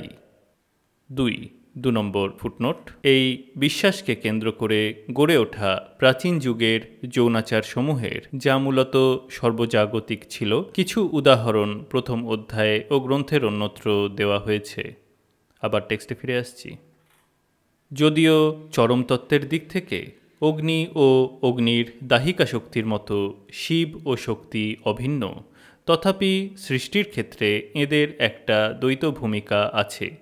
শিব সৃষ্টির পুং আদর্শ, শক্তি স্ত্রী, এবং উভয়ের মিলন বা কামকলাই সৃষ্টির পদ্ধতি। এই শিব ও শক্তির মধ্যে শিব নিষ্ক্রিয় এবং শক্তি সক্রিয়। এই প্রসঙ্গে তন্ত্র ও সাংখ্যোক্ত প্রকৃতি পুরুষতত্ত্ব স্মরণীয়। বিমর্ষ ব্যতিরেকে প্রকাশের কোনো ব্যবহারিক মূল্য নেই, যেমন প্রকৃতি ব্যতিরেকে পুরুষের কোনো ব্যবহারিক মূল্য নেই, কেননা সে উদাসীন, অক্ষম ও নিষ্ক্রিয়। যে কারণে বলা হয় শক্তিবিহীন শিব সবমাত্র। সৃষ্টির প্রকৃতি একটি চক্রের মতো, যেখানে বারবার অনুবর্তন চলছে। শক্তি তার উৎস থেকে নির্গত হয়ে সৃষ্টি স্থিতি লয়ের একটি চক্র সম্পূর্ণ করে আবার তার মূল উৎসে মিলিত হচ্ছেন। এই ব্যাপারটা চলছে কল্পের পর কল্প ধরে। তান্ত্রিকেরা কোনো ঘৃণ্য কাজ করেন না, এই দুই রহস্যের অনুকরণ করেন। মূল ব্যাপারটাকে অনুধাবনের জন্যই অনুকরণের প্রয়োজন। মানুষ যা জীবনের সর্বক্ষেত্রেই করে থাকে, শুধু ধর্মীয় অনুষ্ঠানের ক্ষেত্রেই নয়। অনেক অনুষ্ঠান প্রাচীনত্বের জন্য এত পল্লবিত যে মূল ব্যাপারটি যার অনুকরণ করা হয়েছে খুঁজে বার করা কষ্টকর। যেগুলি অপেক্ষাকৃত আধুনিক অনুষ্ঠান, সেখানে অনুকরণের মূল বিষয়টি বুঝতে কোনো অসুবিধা নেই। যেমন মুসলমানদের মহরম অনুষ্ঠানটি যে কারবালা যুদ্ধের যথার্থ অনুকরণ, তা নিশ্চয়ই কেউ অস্বীকার করবেন না। তান্ত্রিকেরা যে দুটি রহস্যের অনুসরণ করেন, তার প্রথমটি হল শিব শক্তির কামকলা, সাধক ও তাঁর সাধন সঙ্গিনীর আনুষ্ঠানিক দেহমিলন, যা পঞ্চমকার সাধনা বা পঞ্চতত্ত্ব নামে পরিচিত, এবং দ্বিতীয়টি হল শক্তির উৎসে প্রত্যাবর্তন, যা ষট চক্রভেদ। শুধু অনুষ্ঠানগুলি অনুকরণমূলক নয়, অনুষ্ঠানের উপকরণগুলিও অনুকরণমূলক। তান্ত্রিক ক্রিয়াকলাপে ব্যবহৃত উপকরণগুলির মধ্যে সবচেয়ে গুরুত্বপূর্ণ হচ্ছে নারীদের স্রাব থেকে নিঃসৃত রক্ত বা রজ। আগেই বলেছি, এই রজ স্ত্রী বীজ হিসাবে কল্পিত। তন্ত্রের ভাষায় রক্তচন্দন বা খপুষ্প, যা দেবীর নিকট অতি পবিত্র। সবচেয়ে পবিত্র কার্যকর হচ্ছে অক্ষত যোনি কিশোরীর প্রথম রজ। চণ্ডালীর রজের নাম বজ্রপুষ্প, কুমারীর স্বয়ম্ভু কুসুম, সধবার কুণ্ডোদ্ভব এবং বিধবার গোলোদ্ভব। 1 নম্বর ফুটনোট, আচার অনুষ্ঠানের ক্ষেত্রে নারীর রজের ভূমিকা, প্রাচীনত্ব ও সামাজিক তাৎপর্য সম্পর্কে জানার জন্য দ্রষ্টব্য NN Bhattacharya, Indian puberty rights 8-19। আবার টেক্সটে ফিরে আসছি। মৈথুন ব্যতিরেকে পঞ্চমকারের বাকি 4টি মকারও উপকরণমূলক, যেগুলি হল মুদ্রা মাংস, মৎস্য ও মদ্য। মুদ্রা শস্যের প্রতীক, মৎস্য প্রজননের, মাংস ও মদ্য সৃষ্টির উপাদান কারণের। প্রজননের প্রতীক হিসাবে মৎস্য প্রাচীন পৃথিবীর বিভিন্ন স্থানের মাতৃদেবীদের সঙ্গে সম্পর্কিত। 2 নম্বর ফুটনোট, SK দীক্ষিত, মাদার গডেস 1943। আবার টেক্সটে ফিরে আসছি। মদ্যকে বলা হয় কারণ, যা সর্বত্রই জীবনী শক্তি হিসাবে কল্পিত এবং সেই হিসাবেই বিভিন্ন ধর্মীয় আচার অনুষ্ঠানের সঙ্গে যুক্ত। 3 নম্বর footnote, encyclopaedia of religion and ethics V 79-80। আবার টেক্সটে ফিরে আসছি। বাজপেয় যজ্ঞের সবচেয়ে গুরুত্বপূর্ণ উপকরণ ছিল মদ্য, কিন্তু তন্ত্র সাধনার মূল অনুষ্ঠানটি হল মৈথুন, যেখানে সাধক ও তার সঙ্গিনী শিব ও শক্তির ভূমিকাকে অনুকরণ করেন। দ্বিতীয় রহস্যটির মূল কথা শক্তির নিজ উৎসে প্রত্যাবর্তন, যার আনুষ্ঠানিক অনুকরণ করা হয় ষট চক্রভেদ নামক ক্রিয়ার দ্বারা। শক্তি অণুতে ও মহতে যুগপৎ বিরাজমান এবং মানবদেহে কুণ্ডলিনী শক্তিরূপে মূলাধার চক্রে সুপ্ত থাকেন। এই কুণ্ডলিনী শক্তিকে কায় সাধনের দ্বারা জাগ্রত করে মূলাধার থেকে স্বাধিষ্ঠানে, পরে পর্যায়ক্রমে মণিপুর, অনাহত, বিশুদ্ধি, আজ্ঞাচক্রের মধ্য দিয়ে সহস্রারে উন্নীত করাই সাধকের লক্ষ্য। এই 6টি চক্র যথাক্রমে গুহ্যে, লিঙ্গমূলে, নাভিতে, হৃদয়ে, কণ্ঠে ও মস্তিষ্কে অবস্থিত। কুণ্ডলিনী শক্তিকে সম্যক জাগরিত করে নিম্নতর চক্রগুলির মধ্য দিয়ে সহস্রারে প্রেরণ করার অর্থ শক্তিকে তার উৎসে পৌঁছে দেওয়া। 4 নম্বর ফুটনোট। এই ক্রিয়াটিরও একটি যৌন প্রতীক হিসাবে প্রয়োগ আছে, যার মূল তত্ত্বটি হচ্ছে রেতঃ বা শুক্রকে ঊর্ধ্বমুখী করে মস্তিষ্কে প্রেরণ করা। তবে ব্যাপারটি প্রতীকী বা অনুকরণমূলক, বাস্তব আচরণ নয়, কেননা তা দুঃসাধ্য। এর পিছনকার তত্ত্বটি হচ্ছে মানব দেহে যেখানে শুক্রের অবস্থান সেটা তার আসল স্থান নয়, সৃষ্টির প্রয়োজনেই তার মূল উৎস থেকে সরে এসেছে শক্তির মতোই, এবং ওই প্রয়োজন মিটে গেলেই তাকে আবার স্বস্থানে পাঠিয়ে দেওয়া দরকার। এর সঙ্গে তান্ত্রিক বজ্রলির কোনো সম্পর্ক নেই, যদিও অনেকে ভুল করে তা মনে করেন। বজ্রলি বীর্য ধারণ পদ্ধতি, যা কিছুটা অভ্যাস করলেই আয়ত্ত করা যায়। আবার টেক্সটে ফিরে আসছি। তাহলেও শিব শক্তি সামরস্যের উৎপত্তি ঘটবে। বামাচারী, সিদ্ধান্তাচারী, কৌলাচারীগণ পঞ্চমকার ও ষট চক্রভেদের অধিকারী। 3টি সাধনার ধারাই এক প্রকার, তবে কৌলাচারী সর্বশ্রেষ্ঠ এবং সর্বোচ্চ। বামাচারীরা বিহিত বিধানে কুলস্ত্রীর পূজা করেন। কুলস্ত্রী বলতে কোনো গৃহবধূ নয়, তন্ত্র সাধনার উপযোগী সংগৃহীতা নারী, সচরাচর সাধকের সাধন সঙ্গিনী। এই কুলস্ত্রী বামা স্বরূপা পরমা শক্তির প্রতীক, যার পূজায় পঞ্চমকার ও খ পুষ্পের ব্যবহার কর্তব্য। সকল নারী শক্তি স্বরূপা, তবে যেহেতু কুমারী পর্যায়ী নারীত্বের সবচেয়ে মনোহর রূপ, কুমারী পূজাতেই দেবী সবচেয়ে প্রীতা হন। তন্ত্রশাস্ত্রে বিস্তৃতভাবে কুমারী পূজার বিধি দেওয়া আছে। বামাচারী, সিদ্ধান্তাচারী, কৌলাচারীরা মদ্যমাংসাদির সাহায্যে দেবীর পূজা করেন। কুলার্ণব তন্ত্রে বর্ণিত হয়েছে মদ্য ও মাংস যথাক্রমে শক্তি ও শিব স্বরূপ এবং তাঁর ভোক্তা স্বয়ং ভৈরব। এই 3 একত্র হলে আনন্দরূপ মোক্ষ উৎপন্ন হয়। 1 নম্বর ফুটনোট। সুরা শক্তি শিব মাংসং তদ্ভোক্তা ভৈরব স্বয়ং তয়োরৈক্যে সমুৎপন্নে আনন্দ মোক্ষ উচ্যতে। আবার টেক্সটে ফিরে আসছি। মদ্যপান সহস্রারে শিব শক্তি সামরস্য উদ্ভূত মধুপানের প্রতীক। ব্র্যাকেটে মধুপানমিদং দেবী চেতরং মদ্যপানকম ব্র্যাকেট ক্লোজড। শিব শক্তির সংযোগী মৈথুন। 2 নম্বর ফুটনোট। পরশক্ত্যাত্ম মিথুন সংযোগানন্দ নির্ভরা মুক্তাস্তে মৈথুনং তৎ স্যাদিতরে স্ত্রী নিষেবকা। আবার টেক্সটে ফিরে আসছি। এই শিব শক্তি সংযোগ কিভাবে ঘটে নিচের শ্লোকটিতে তা সুন্দরভাবে বর্ণিত হয়েছে। সমস্ত কুলপথ যথা মূলাধারে ক্ষিতি, মণিপুরে অপ, স্বাধিষ্ঠানে তেজ, অনাহতে বায়ু, বিশুদ্ধিতে আকাশ এবং ভ্রুদ্বয়ে মন ভেদ করে দেবী সহস্রারে পতির সঙ্গে বিহার করেন। মহিং মূলাধারে কমপি মণিপুরে হুতবহং স্থিতং স্বাধিষ্ঠানে হৃদি মরুতমাকাশমুপরি মনোপি ভ্রূমধ্যে সকলমপি ভিত্ত্বা কুলপথং সহস্রারে পদ্মে সহ রহসি পত্যা বিহরসে। 3 নম্বর ফুটনোট, সৌন্দর্য লহরী নয়। আবার টেক্সটে ফিরে আসছি। সবচেয়ে কঠিন কৌল সাধনা।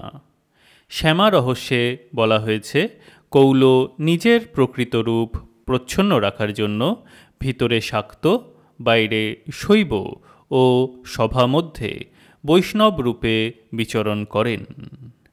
4 নম্বর ফুটনোট, অন্তঃ শাক্তা বহিঃ শৈবা স্বভায়াং বৈষ্ণবা মতা নানারূপধরা কৌলা বিচরন্তি মহীতলে।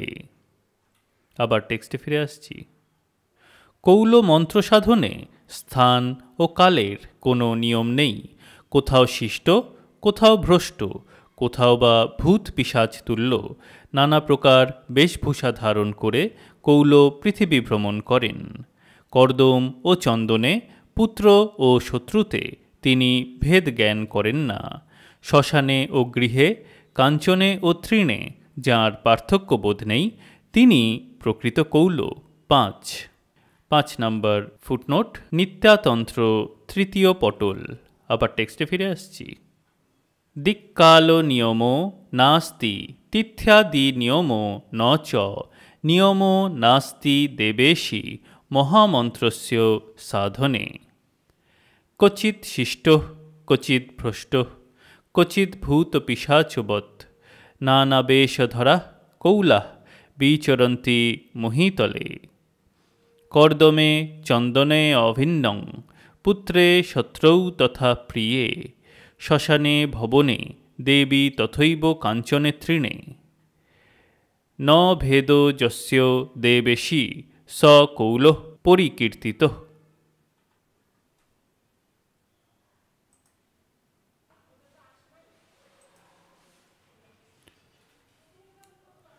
9 নম্বর হেডিং, তান্ত্রিক দেবীগণ। তন্ত্রে দেবীর সংখ্যা অগণ্য, তাই সকলের পরিচয় দেওয়া অসম্ভব। আমরা মোটামুটি প্রধান দেবীদের কথাই এখানে বলবো। তান্ত্রিক মন্ত্রসমূহ নিয়ে আলোচনাকালে আমরা বলেছি যে বর্ণমালা দিয়ে শব্দ গঠিত হয় তার প্রতিটি বর্ণই মাতৃকা হিসাবে কল্পিত। বর্ণমালার প্রতিটি বর্গের একজন করে অধিষ্ঠাত্রী দেবী বর্তমান। স্বচ্ছন্দতন্ত্রে বলা হয়েছে অ বর্গে তু মহালক্ষ্মী, ক বর্গে কমলোদ্ভবা, চ বর্গে তু মহেশানী, ট বর্গে তু কুমারিকা, নারায়ণী ত বর্গে তু বারাহী তু পবনিকা, ঐন্দ্রী চৈব য় বর্গস্থা চামুণ্ডা তু স্ববর্গিকা, এতা সপ্তমহামাতঃ সপ্তলোক ব্যবস্থিতা। এখানে 7টি পৌরাণিক মাতৃকা ও তৎসহ মহালক্ষ্মীকে পাওয়া যাচ্ছে। বামকেশ্বর তন্ত্রে আবার 8টি বর্ণের দেবতাদের নাম পৃথক, যাঁরা হচ্ছেন বসিনী, কামেশ্বরী, মেদিনী, বিমলা, অরুণা, জয়িনী, সর্বেশ্বরী ও কালিনী। মাতৃকা ছাড়া তান্ত্রিক দেবীদের আর একটি গোষ্ঠী হলেন মহাবিদ্যা, সংখ্যায় যাঁরা 10। এরা হলেন মহাকালী তথা তারা, ষোড়শী ভুবনেশ্বরী, ভৈরবী, বগলা, ছিন্না, মহাত্রিপুর সুন্দরী, ধূমাবতী চ মাতঙ্গী নৃণাং মোক্ষফলপ্রদাম। 1 নম্বর ফুটনোট, অপর একটি তালিকা। কালী, তারা, মহাবিদ্যা, ষোড়শী ভুবনেশ্বরী, ভৈরবী, ছিন্নমস্তা চ বিদ্যা, ধূমাবতী তথা বগলা, সিদ্ধবিদ্যা চ মাতঙ্গী, কমলাত্মিকা, এতে 10 মহাবিদ্যা সিদ্ধবিদ্যা প্রকীর্তিতা। আবার টেক্সটে ফিরে আসছি। দেবী কালিকার প্রধান রূপ দুরকম, দক্ষিণ কালিকা ও বামা কালিকা। তাছাড়া শ্যামাকালী, শ্মশানকালী, রক্ষাকালী, সিদ্ধকালী, গুহ্যকালী প্রভৃতির পূজাও বাংলাদেশে প্রচলিত। 10 মহাবিদ্যার সকল দেবীর সাধনা বিহিত থাকলেও দক্ষিণ কালিকাই আসল। দক্ষিণ কালীর পূজার অধিকার সকলেরই আছে, কিন্তু ওই দেবীর রহস্য পূজার অধিকার একমাত্র দীক্ষিত তান্ত্রিকদেরই। এই রহস্য পূজার প্রারম্ভে কামিনী দেবীর ব্র্যাকেটে বঙ্গদেশে দুর্গা, দক্ষিণ ভারতে শ্রীবিদ্যা বা ললিতা বা কামেশ্বরী ব্র্যাকেট ক্লোজড পূজার বিধি আছে। রহস্য পূজার নিয়ম হচ্ছে চক্রে বা মণ্ডপে পূজা। এই চক্রানুষ্ঠান হয় অভিষিক্ত সাধকদের নিয়ে, তাদের সঙ্গে তাদের সাধন সঙ্গিনীরাও থাকেন এবং মুখ্য পূজকই হন চক্রেশ্বর, যিনি কারণ ব্র্যাকেটে মধ্য পরিবেশন করেন। তিনি শক্তিরূপে গণ্য হন। চক্রানুষ্ঠানে কিছু যৌন ব্যাপারও আছে। দক্ষিণাকালীর যে মূর্তি বর্তমানে প্রচলিত তা শাস্ত্রানুমোদিত নয়। প্রকৃত মূর্তি হচ্ছে দেবী শিবের বিপরীত রতাতুরা ভঙ্গিতে উপবিষ্টা। বামাকালীর পূজা একমাত্র সন্ন্যাসীরাই করতে পারেন। বামাকালীর বাম পদ সম্মুখে বিস্তৃত। উভয়ের ধ্যান মন্ত্রে সামান্য পার্থক্য আছে। কৃষ্ণানন্দ আগমবাগীশের তন্ত্রসারে দক্ষিণাকালীর ধ্যানমন্ত্র कराल बदनां घोरां मुक्तकेशिं चतुर्भुजां कालिकां दक्षिणां दिव्यां मुंडमाला विभूषितां इत्यादि। देवी तारा हिंदू और बौद्ध उभय धर्मेई पूजिता। तार तीनटी प्रधान रूप एक जटा, नील सरस्वती और उग्र तारा।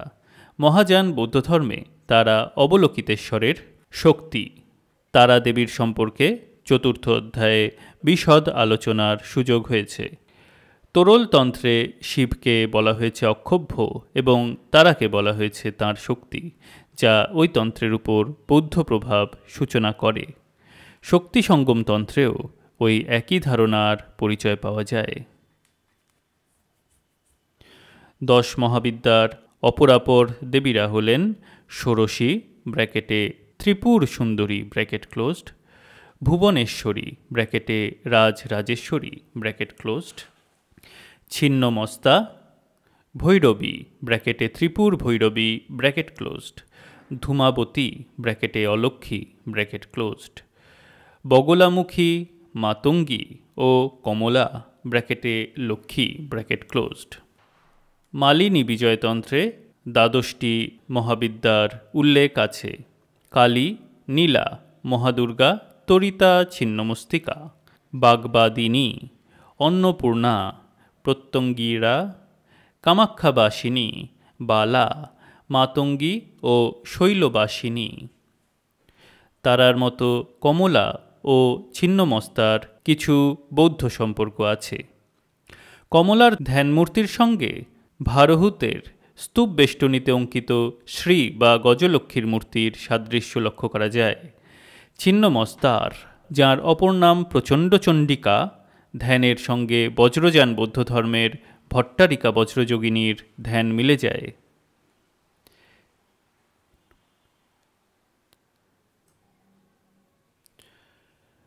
10 নম্বর হেডিং দুর্গাপূজা ও শাবরোৎসব। বঙ্গদেশের শারদীয়া দুর্গা প্রতিমায় যেমন লক্ষ্মী, সরস্বতী, কার্তিক ও গণেশ সহ মহিষমর্দিনীকে উপস্থাপিত করা হয়, তা কত প্রাচীন বলা যায় না। আদিতে দুর্গাপূজা বসন্তকালেই অনুষ্ঠিত হতো, যে বাসন্তী পূজা আজও বর্তমান। শারদীয়া পূজার উল্লেখ কালিকা পুরাণে বর্তমান। 1 নম্বর ফুটনোট কালিকা পুরাণ 65:1। আবার টেক্সটে ফিরে আসছি। রামচন্দ্র কর্তৃক দেবীর অকাল বোধনের কাহিনী বাল্মীকি রামায়ণে নেই। কৃত্তিবাসের বাংলা রামায়ণেই তা সবিস্তারে উল্লিখিত আছে। কালিকা পুরাণ কৃত্তিবাসের পূর্ববর্তী, কাজেই কৃত্তিবাসের পূর্বেই শারদীয়া দুর্গোৎসবের প্রচলন ছিল। 16 শতকের স্মার্ত রঘুনন্দন তাঁর শ্রী দুর্গোৎসব তত্ত্বে দুর্গাপূজার নিয়মকানুন বর্ণনা প্রসঙ্গে পূর্ববর্তী লেখকদের মত উল্লেখ করেছেন। বাচস্পতি মিশ্র, শ্রীনাথ, শূলপাণি, জিমুতবাহন, রামকৃষ্ণ প্রভৃতি নিবন্ধকারদের রচনার সাক্ষ্য থেকে মনে হয় যে খ্রিস্টীয় চতুর্দশ শতকে শারদীয়া দুর্গাপূজা এবং তার মৃন্ময় মূর্তির ব্যবহার প্রচলিত ছিল। হয়তো তার আগেও ছিল, কিন্তু সে বিষয়ে কোনো সুনির্দিষ্ট প্রমাণ আমাদের হাতে নেই।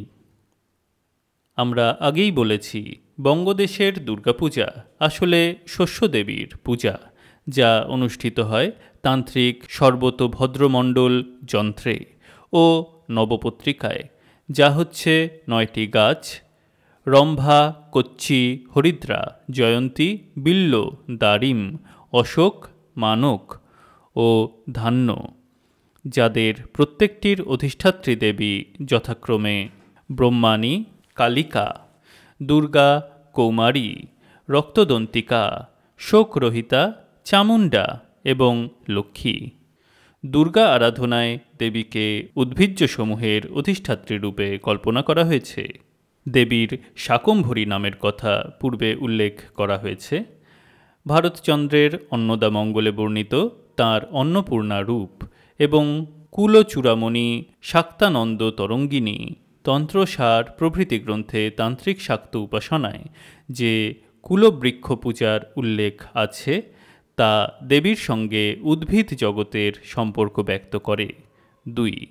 2 নম্বর footnote: R P. Chanda, Indo Aryan races, 1969, 181 FF। আবার টেক্সটে ফিরে আসছি। শূলপাণি তাঁর দুর্গোৎসব গ্রন্থে শারদীয়া দুর্গোৎসবে অনুষ্ঠিতব্য শাবরোৎসবের উল্লেখ করেছেন কালিকা পুরাণ থেকে। 1 নম্বর ফুটনোট: 61, 17 থেকে 21। আবার টেক্সটে ফিরে আসছি। জিতেন্দ্রনাথ বন্দ্যোপাধ্যায়কৃত, যার বঙ্গানুবাদ নিম্নে উদ্ধৃত করা হল: দশমীর দিবস শ্রবণা নক্ষত্রে শাবরোৎসবের সহিত দেবীর বিসর্জন করিবে। সুন্দর বস্ত্রে সজ্জিতা কুমারী ও বেশ্যা এবং নর্তকগণ সঙ্গে লইয়া শঙ্খ, তুরী, মৃদঙ্গ ও পটহের শব্দ করিতে করিতে নানাবিধ বস্ত্রের ধ্বজা উড়াইয়া খই এবং ফুল ছড়াইতে ছড়াইতে ধূলি কর্দম নিক্ষেপ করত নানা ক্রীড়া কৌতুক ও মঙ্গলাচরণ পূর্বক ভগলিঙ্গাদিবাচক গ্রাম্য শব্দ উচ্চারণ বা তাদৃশ শব্দবহুল গান এবং তাদৃশ অশ্লীল বাক্যালাপ করিয়া বিসর্জন সময় ক্রীড়া করিবে।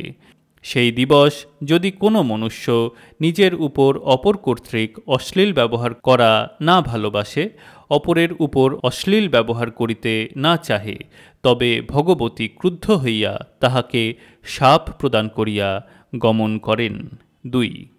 2 নম্বর ফুটনোট: পঞ্চপাশনা, 273 থেকে 74। আবার টেক্সটে ফিরে আসছি। কালিকা পুরাণের শ্লোক আছে: ভগলিঙ্গাভিধানৈশ্চ ভগলিঙ্গ প্রগীতকৈঃ ভগলিঙ্গাদি শব্দৈশ্চ ক্রীড়ায়েষু রলং জনাঃ প্রভৃতি, যার উপরিলিখিত অনুবাদ বন্দ্যোপাধ্যায় মহাশয় করেছেন, কিন্তু রমাপ্রসাদ চন্দ 3 নম্বর ফুটনোট: অফ সিট 126। আবার টেক্সটে ফিরে আসছি। শূলপাণির গ্রন্থ থেকে যে পাঠ উদ্ধৃত করেছেন তার শেষ চরণটি ভিন্নরূপ: ভগলিঙ্গ ক্রিয়াভিশ্চ ক্রীড়য়েষুর লজ্জিত। দুটি শ্লোকের রীতিমতো অর্থভেদ বর্তমান। শাবরোৎসব প্রসঙ্গে রঘুনন্দন বলেছেন: তত ধূলিকর্দম বিক্ষেপ ক্রীড়া কৌতুক মঙ্গল ভগলিঙ্গাভিধানং ভগলিঙ্গ প্রগীত পরাক্ষিপ্ত পরাক্ষেপরূপং শাবরোৎসবং কুর্যাৎ। মেরুতন্ত্রে বলা হয়েছে, শাবর মার্গাতান্ত্রিক উপাসনার 5টি শাখার একটি শাখা, বাকি 4টি হল কৌলিক, বাম, চিনক্রম ও সিদ্ধান্তীয়। এই 5টি শাখাকে হাতের 5 আঙ্গুলের সঙ্গে তুলনা করা হয়েছে। কৌলিক অঙ্গুষ্ঠ রামতর্জনী, চিনক্রম মধ্যমা, সিদ্ধান্তীয় অনামিকা এবং শাবর কনিষ্ঠা। শ্লোকটি নিম্নরূপ: কৌলিকোয়ঙ্গুষ্ঠতাং প্রাপ্ত বাম স্যাত্তর্জনী সম চীনক্রম মধ্যম স্যাৎ সিদ্ধান্তীয়োবরো ভবেৎ কনিষ্ঠ শাবর মার্গ ইতি বামস্তু পঞ্চধা।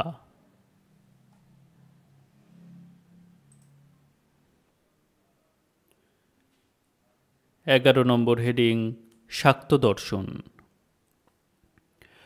শাক্ত দর্শনের মূল ভিত্তি সাংখ্য, যা গড়ে উঠেছিল প্রাচীন যুগের তন্ত্র থেকে উদ্ভূত প্রকৃতি পুরুষ তত্ত্বকে আশ্রয় করে।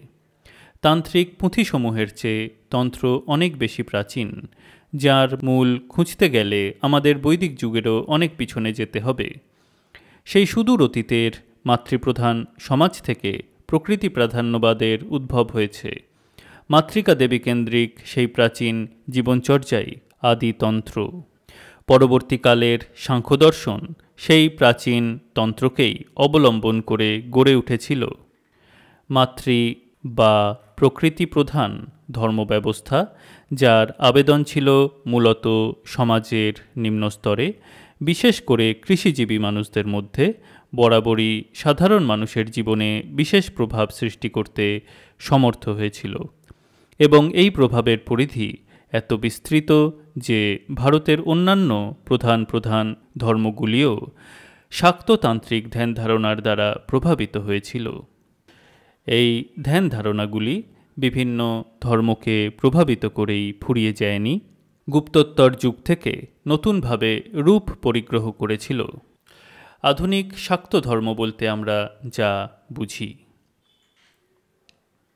আগেই বলেছি, শাক্ত ধর্মের মূল ভিত্তি ছিল জনজীবনের নিচের তলা, কৃষিজীবী, কারিগর প্রভৃতি নিয়েই যা গঠিত।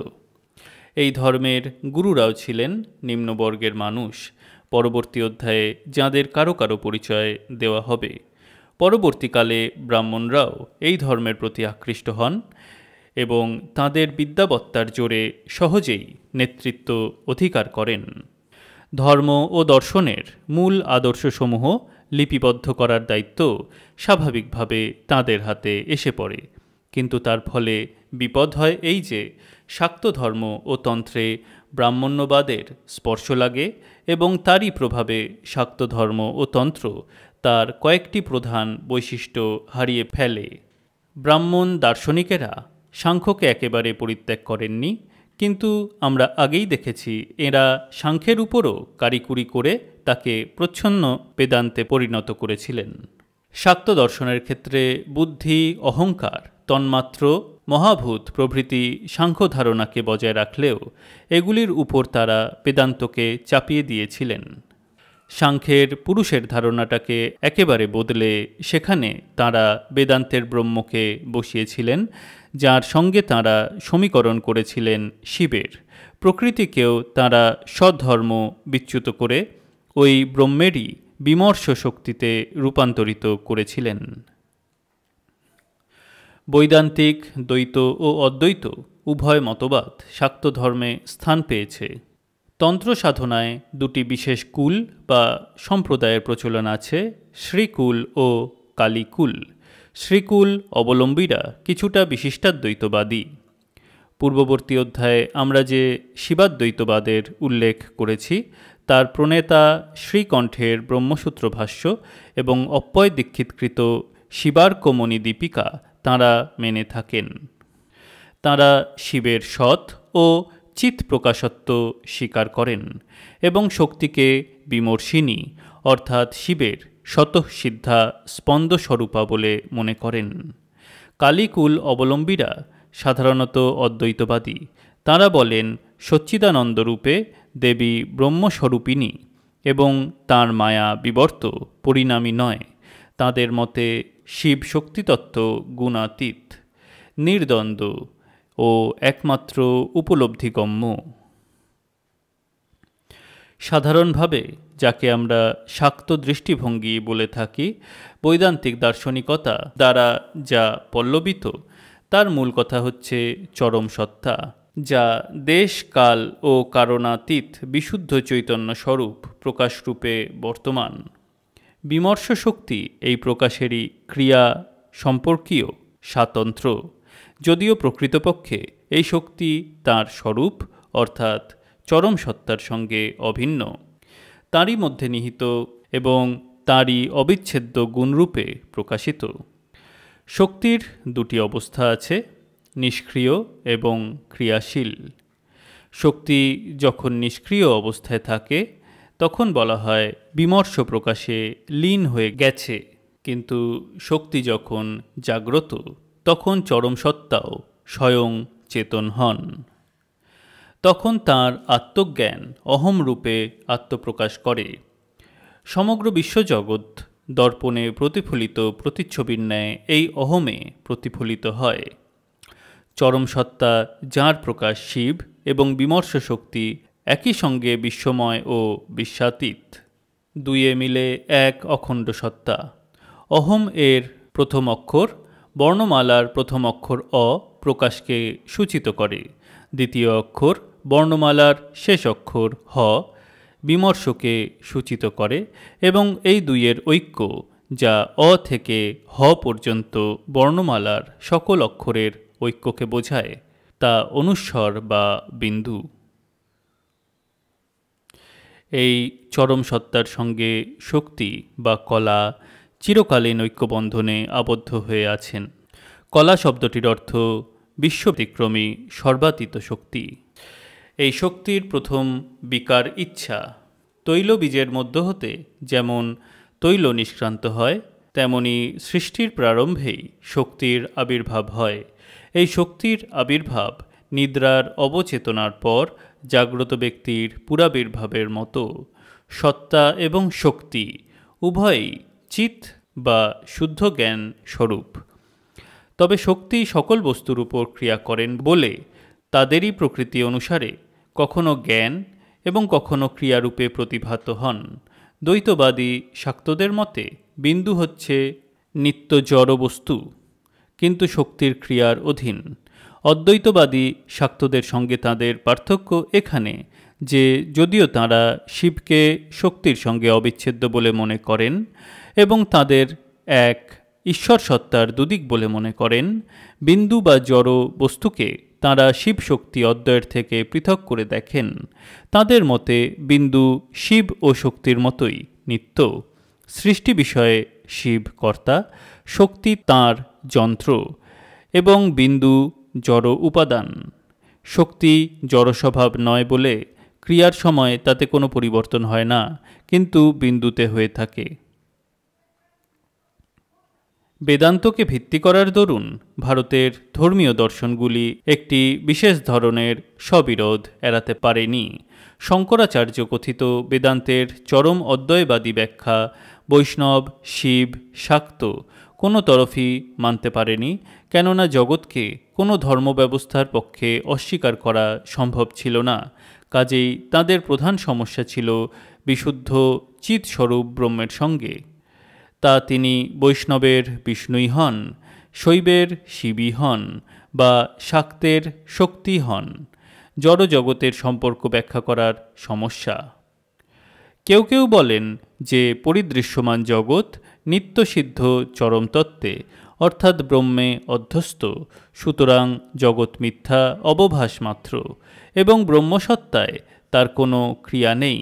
তবে মোটামুটি যাঁরা বৈষ্ণব বা শৈব বা শাক্ত ধর্মের দৃষ্টিভঙ্গিতে ব্রহ্ম ও জগতের সম্পর্ক নির্ধারণের প্রয়াস পান, তাঁদের সমস্ত বক্তব্যের বাড়তি উপাদানগুলি বাদ দিয়ে একটি কাজ চলা গোছের সারাংশ করা যায় যে জগৎ সত্য এবং তা কোনো না কোনো প্রকারে ব্রহ্মের পরিণাম অথবা বিকার, বিকল্পে ব্রহ্মের বা শক্তির অথবা বিমর্ষ সারূপ্যের বিকার।